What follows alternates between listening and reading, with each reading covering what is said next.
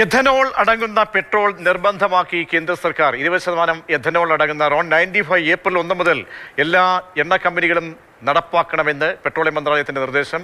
ബസന്ത്, നേരത്തെ ഈ വായുമലിനീകരണമടക്കം കുറയ്ക്കാൻ ശേഷിയുള്ള ഒരുപാട് ഗുണഗണങ്ങൾ ഉള്ള ഈ എഥനോൾ അടങ്ങുന്ന പെട്രോൾ വിൽക്കണമെന്ന നിർദ്ദേശം അതിപ്പോൾ കൂടുതൽ കർശനമാക്കുന്നു.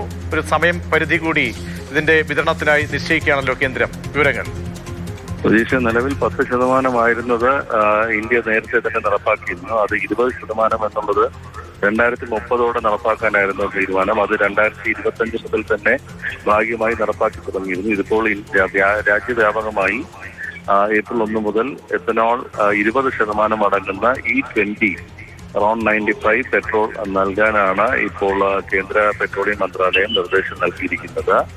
നിലവിൽ തന്നെ പലയിടത്തും E20 പെട്രോളാണ് നൽകുന്നത്. പക്ഷെ അത് കർക്കശമായി തന്നെ ഏപ്രിൽ 1 മുതൽ എല്ലായിടത്തും നൽകാനാണ് തീരുമാനം.